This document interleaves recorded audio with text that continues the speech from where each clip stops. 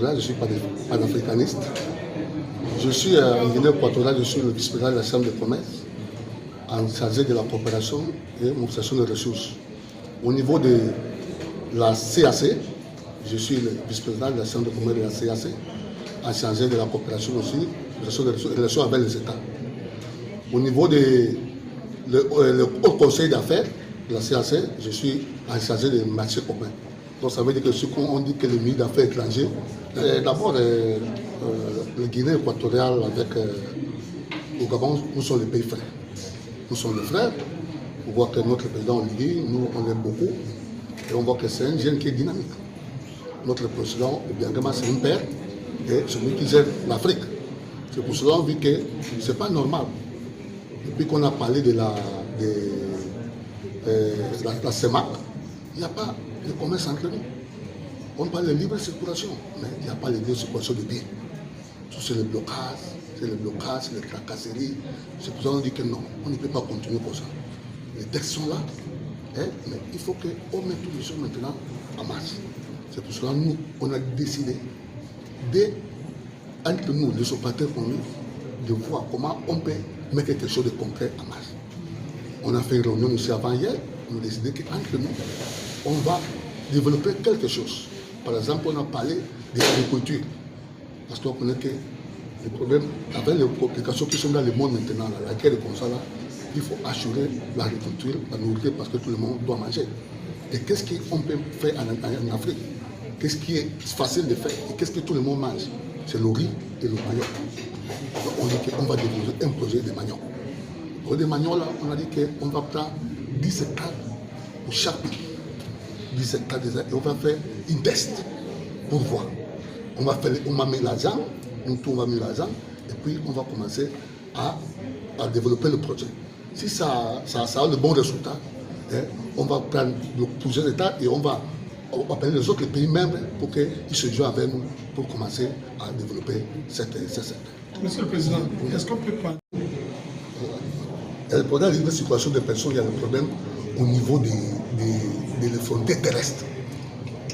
Parce que dans l'aéroport maintenant, là, on voit que, moi par exemple, quand je viens de Libreville ici, là, je n'ai pas de problème de visa, je n'ai pas de problème. Mais on a des problèmes dans la circulation, dans la voie terrestre.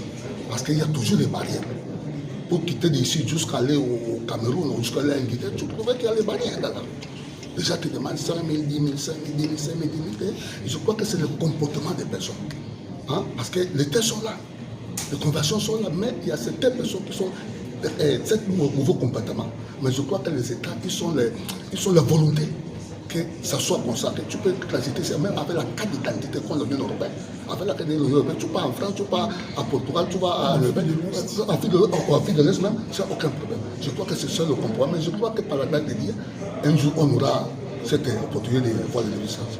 Monsieur le secrétaire général, c'est une personne qui battait avec ça. Je vis parce qu'on se voit que je le connais, on se connaît bien.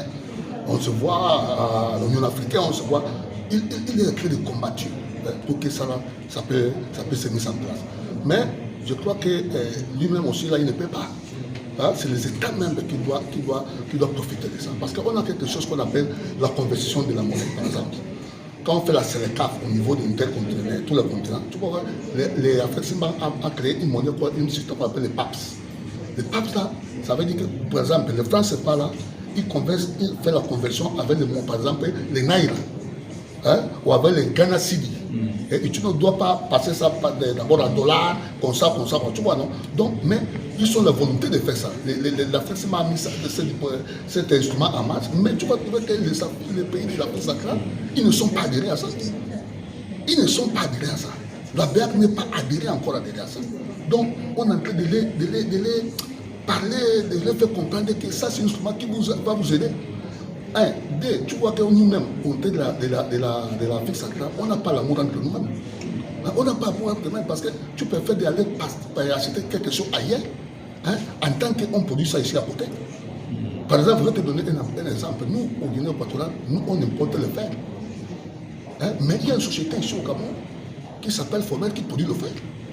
De Guinée équatoriale à Gabon, c'est seulement 10 heures de temps par royaume. Mais on continue à importer le fer au niveau de la Chine au niveau de la Turquie. Pourquoi? Hein? On change les monnaies, on fait les transferts, on n'a pas les devises, tout ça là, c'est les dépenses. Mais le prix qu'on vend ici, là, 500 000 la tonne de fer, hein? C'est bien, c'est rentable. Tu vois? Donc on doit commencer à voir d'abord qu'est-ce que chaque pays produit. Hein? Il faut avoir une cartographie. Hein? Parce qu'au plus de découvrir aussi là qu'il y a une société qui produit les climatiseurs. Hein? Pourquoi on doit venir le projet de Dubaï, de Chine, on pouvait que reste là. Donc ça c'est le premier problème. Quand on aura ça, on fait l'agrément, il y a un agrément de la semaine et ça ne marche pas aussi. Par exemple, le Tchad, c'est un producteur de viande. Hein? C'est le premier producteur de viande en Afrique, c'est le Tchad. Hein? Mais pour amener le camion de Tchad, de viande de Tchad jusqu'à ici, c'est un problème. Hein? Mais on continue à importer les viandes ailleurs. Pourquoi? Donc c'est le secteur privé qui va donner la pression à les États. On va créer des pressions parce qu'on n'a pas le choix. On n'a pas le choix, mon frère. Si on ne fait pas ça, qui va faire ça? Hein? C'est pour ça que je crois que c'est la volonté politique. Hein? Si on les met pression, je crois que peut-être dans 100%, on ne peut pas nous donner tout. Mais peut-être chaque année, un 2%, un 3%, c'est mieux que rien.